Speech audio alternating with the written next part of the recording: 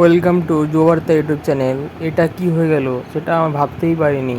আগামীকাল শিক্ষামন্ত্রী সংবিধান সম্মেলনে কি বললেন, ডাব্লিউবিএসএসসি গ্রুপ সি এবং গ্রুপ ডি রেজাল্ট প্রস্তুত, অথচ রেজাল্ট দিচ্ছে না কেন? তাহলে কি রেজাল্ট বাতিল হয়ে গেল? পরীক্ষার্থীদের ভবিষ্যৎ কী হবে? সম্পূর্ণটা জানিয়ে দিল সাংবাদিক সম্মেলনে। শিক্ষামন্ত্রী কি বললেন সেটা দেখে নাও তোমরা।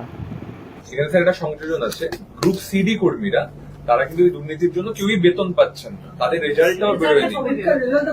সেক্ষেত্রে দেখুন, সেটা আমাদের প্রাথমিক যে যে 26,000-এর জন্য আমাদের 31শে আগস্ট পর্যন্ত একটা ডেডলাইন বেঁধে দেওয়া হয়েছে, সেই বিষয়টা নিয়ে আমরা কাজ করছি। গ্রুপ সিডির জন্য আমাদের তাদের যে রেজাল্ট সেটা আমাদের প্রস্তুত হয়ে আছে, সেটাও আমরা বের করব, কিন্তু এই বিষয়টাকে আমরা গুরুত্ব দিচ্ছি যেহেতু এখানে সুপ্রিম কোর্টের একটা বিষয় আছে। ওরাও আছে স্যার, ওরাও ইনক্লুড, কিন্তু ওদের চাকরিটাও একইভাবেই বাতিল হয়েছিল, কিন্তু ওদের পরীক্ষার রেজাল্টটা এখনো বেরোয়নি। ওদের পরীক্ষার রেজাল্টটা বেরিয়ে যাবে, না টাইম ফ্রেম নেই। আমরা মূলত প্রথম দিকে আমরা যে শিক্ষক মহাশয়দের যেটা আছে, যেহেতু তাদের চাকরিটা নেই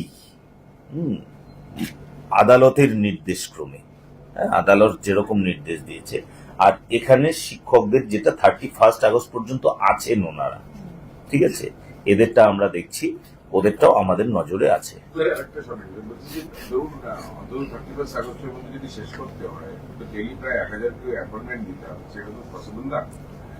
দেখুন, আপনার পরন্তু কিন্তু কি হবে কন্ডিশনায় আমি উত্তর এই মুহূর্তে আমি দিতে যাচ্ছি না।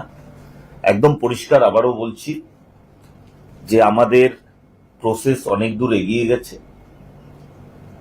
এবং আমরা 31শে আগস্টের মধ্যে যে হায়ার সেকেন্ডারি যেগুলো হয়েছে সেগুলো আমরা সম্পূর্ণ করব।